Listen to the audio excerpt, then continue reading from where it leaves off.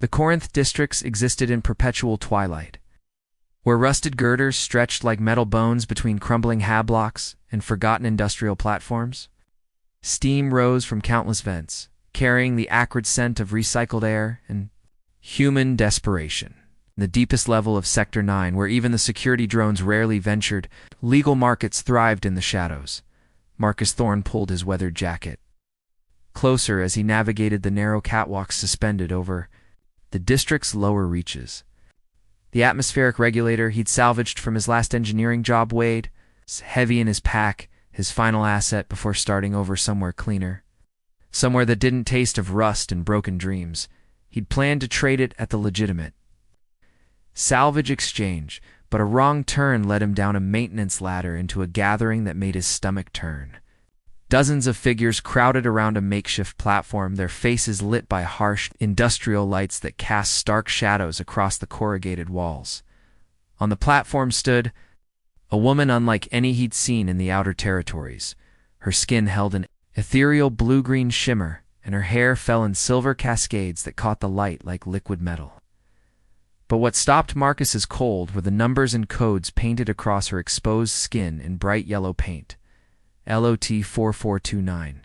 Across her shoulder, Blade. Sector K along her ribs. Unclaimed, stamped just above her left hip. She wore nothing but strips of synthetic fabric that barely qualified as clothing. Her arms bound behind her back with neural restraints that kept her perfectly still.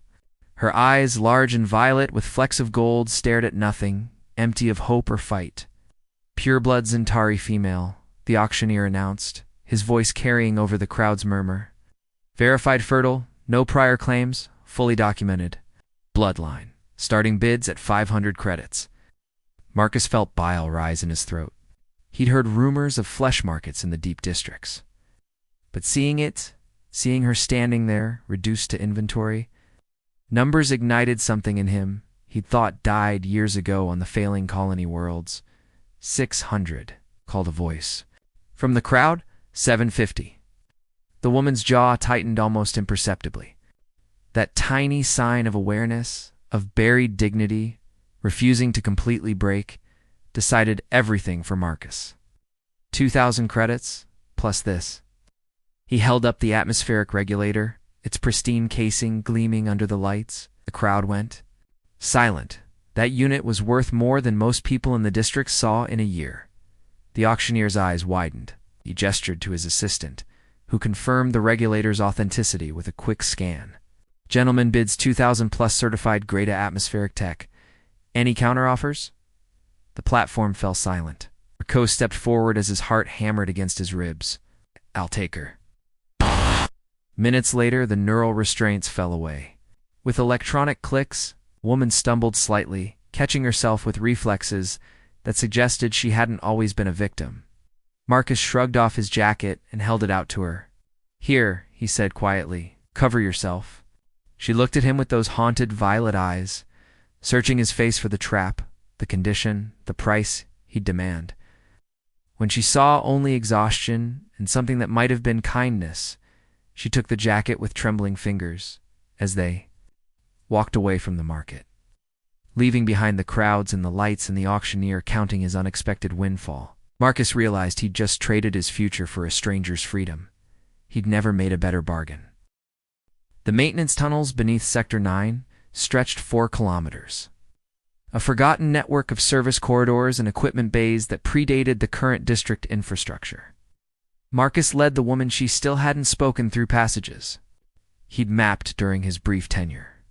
Maintaining the sector's failing atmospheric systems, his emergency shelter occupied a defunct filtration chamber, equipped with a portable heater, water purification unit, and enough ration packs to last 2 weeks. The space felt cramped with both of them inside, but it was warm, dry, and most importantly, invisible to the district's surveillance network. She sat on the edge of his sleeping pad, his jacket draped around her shoulders like armor. The yellow numbers were still visible at the edges of the fabric stark, reminders of what she'd endured. Marcus busied himself with the heater controls, giving her space to process. "What's your name?" he asked finally, not turning around. Silence stretched Between them, then, barely audible, they called me many things. Numbers. Categories. I think my real name was Nira. Marcus faced her. Nira's a good name. And you are? Marcus Thorne. Former atmospheric engineer, current unemployed idealist. The weak. Attempt at humor earned him the ghost of a smile. Nira pulled the jacket tighter. Why did you do it? That equipment could have bought you passage anywhere. Marcus sat against the opposite wall, maintaining careful distance, because no one else would. That's not a reason. It's the only reason that matters, he gestured. To a sealed water container and protein bar on the floor beside her, you should eat something. As she ate with careful, measured bites, Marcus noticed details that painted a grim picture. The way she positioned herself with clear sight lines to the exit, the manner in which she tested the water before drinking, a barely perceptible flinch when his movements were too sudden. How long, he asked? 3 years? Maybe 4? Time becomes FLUID when you're property. She touched one of the painted numbers visible above the jacket's collar. These marks there, designed not to fade. Permanent ownership indicators. Marcus opened his pack and withdrew a chemical solvent kit from his engineering supplies. There. Thermoplastic paint. This should dissolve it. Nira's eyes widened. You'd waste good chemicals on. They're not wasted if they're being used to give you back your skin. That night, working by the shelter's dim emergency lighting, Marcus helped. Nira slowly removed the dehumanizing marks from her body. She applied the solvent with methodical precision, each number's dissolution seeming to restore something vital that had been stolen from her. I had a brother, she said as she worked on the unclaimed mark. Jace, we were separated during the raids on our settlement. I used to dream he'd find me, but after the first year, she trailed off. Dreams have a way of hiding until we're strong enough to believe in them again, Marcus replied. When the last number faded from her skin, Nira looked at her reflection in a piece of polished metal. For the first time since he'd met her, tears fell not from sorrow, but from the overwhelming relief of seeing herself instead of inventory. Thank you, she whispered. Marcus had given her back more than freedom. He'd returned her humanity, one dissolved number at a time. 3 days later, while Marcus scavenged for supplies in the upper tunnels, Nira heard footsteps in the corridor too light to be human, moving with the careful precision she remembered from childhood. Her breath caught as a figure emerged from the shadows, lean, blue-green skinned like herself, with the same silver hair but cropped short and battle-scarred. Jace. The name escaped her lips like a prayer. Her brother stepped into the shelter's light. She saw how the years had changed. Him, where she bore the psychological scars of captivity. His body carried the marks of constant warfare-burned scars across his neck. A cybernetic implant where his left eye should be. Weapons calluses on his hands. Little Star, he said, using her childhood nickname. I've been searching the districts for months. When I heard about the auction, I hoped... He stopped, taking in her appearance, still wearing Marcus's oversized jacket, still bearing faint chemical burns from dissolved paint. What did they do to you? Before she could answer, Marcus returned, freezing when he spotted the armed stranger. In his shelter, Jace's hand moved instinctively to his weapon. It's all right, Nira said quickly, stepping between them. Jace, this is Marcus. The one who bought you, Jace finished, his cybernetic eye glowing red as it analyzed Marcus. Another owner with a gentler face. He freed me, Nira protested. Did he? Jace circled Marcus like a predator. No purchase goes unrecorded in the district systems. You're still legally his property, sister. He could resell you tomorrow and face no consequences. Marcus raised his hand slowly. I have no intention of your intentions are irrelevant, Jace snapped. The system sees her as chattel. Your chattel, returned to Nira. I found a community of our people in the wastes beyond the city, free Xantari, who escaped the raids. Could be truly free there, not just... He gestured dismissively at the shelter, kept in comfort. Nira looked between the two men, her brother, who'd fought to survive and find her, and the human who'd sacrificed his future to give her dignity. Both offered freedom, but of very different kinds. He's not like them. He helped me remove the marks, gave me clothes, never asked for anything, yet Jace interrupted. They always ask eventually. It's their nature. His expression softened slightly as he looked at his sister. I've seen too many kind masters, Nira. Come with me. Our people will welcome you. And if I choose to stay? Jace's jaw tightened. Then you're still a slave, just one with Stockholm Syndrome. The accusation hung in the air like toxic gas. Marcus stepped forward carefully. The choice should be hers to make, without coercion from either of us. Spoken like someone who's never worn ownership marks, Jace replied coldly, but he lowered his weapon. 3 days, little star. I'll wait 3 days for you to decide, but I won't watch you remain property, even comfortable property. After he left, Nira sat in silence for a long time. Marcus busied himself with equipment maintenance, giving her space to think. No, he's not wrong about the legal situation, she finally said. In the district records, I'm still your purchased asset.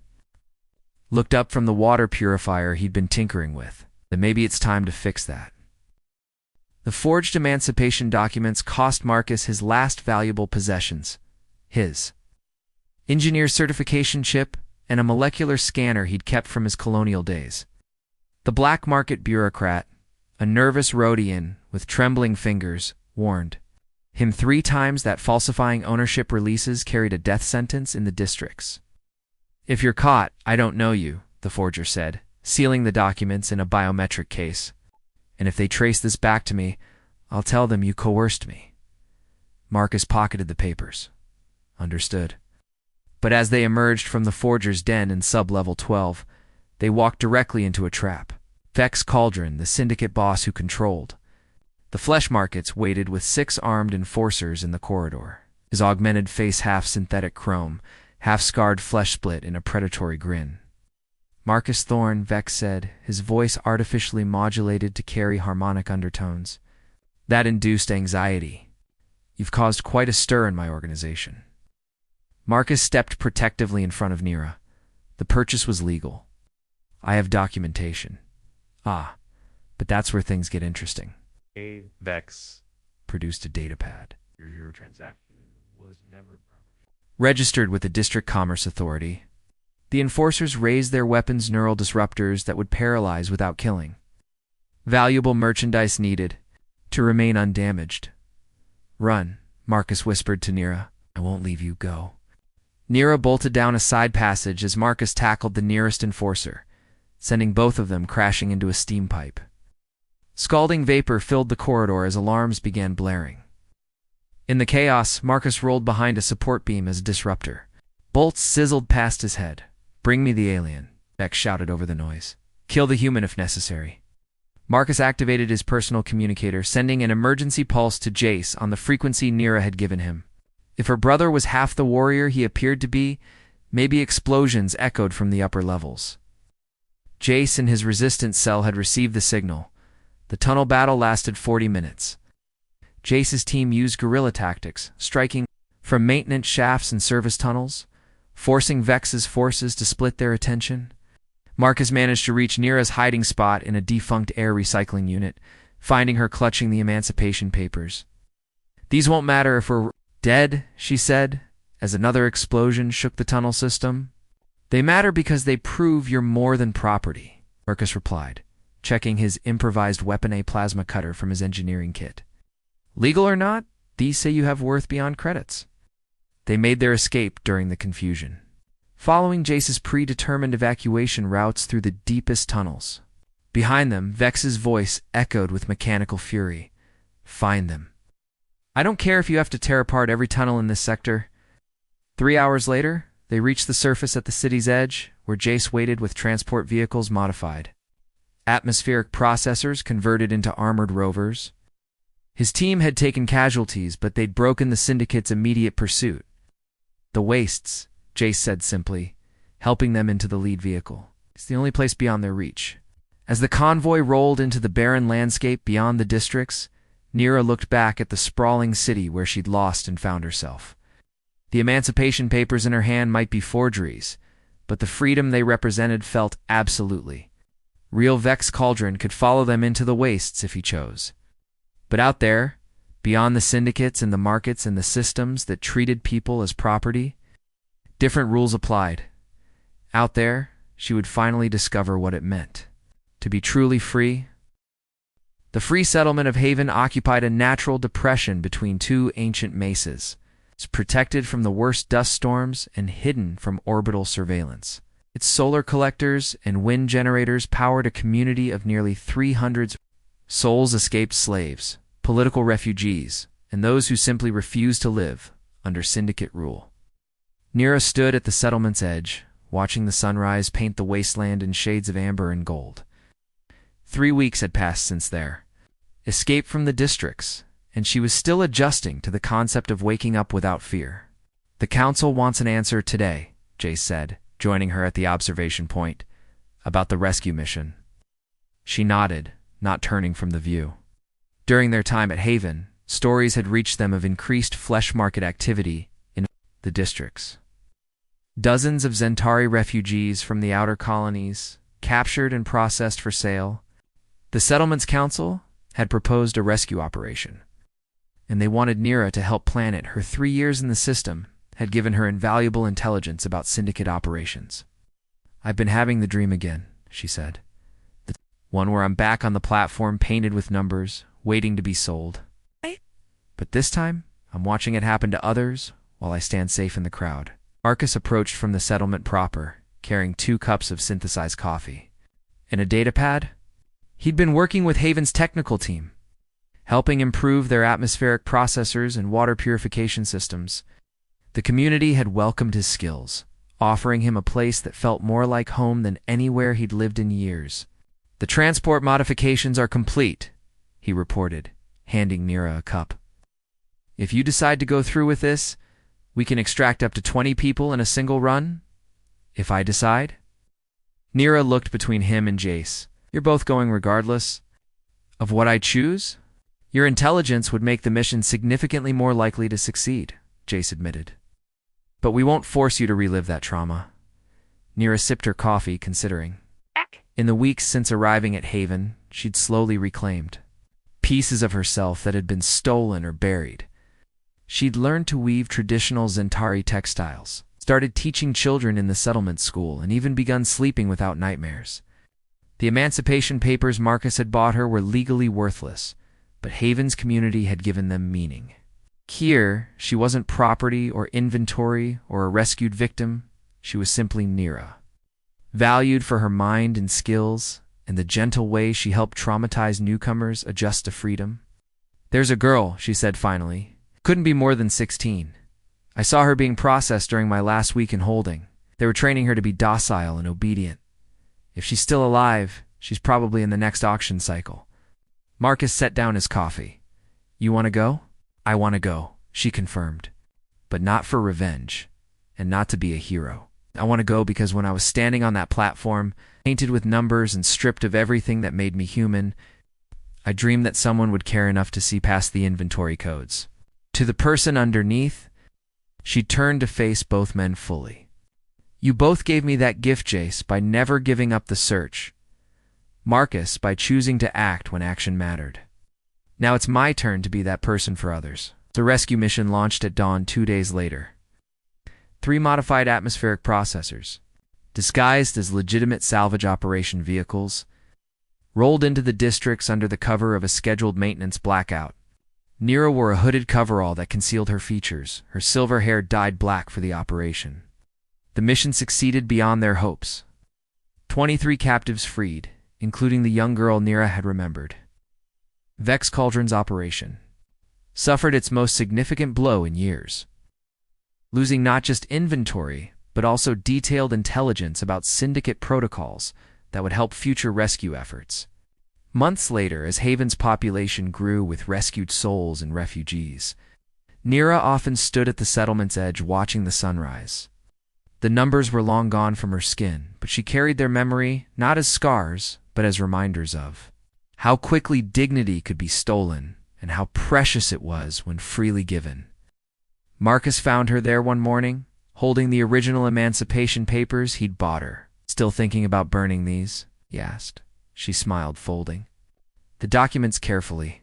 "No, I think I'll frame them instead. Not because they made me free, but because they represent the moment someone saw me as worth saving. In the distance, Jace was training the newest arrivals in basic security protocols. Former slaves learning to protect their freedom. Former property becoming people again. The numbers that had once defined her were gone, but the community she'd helped build would endure. That seemed like a fair trade.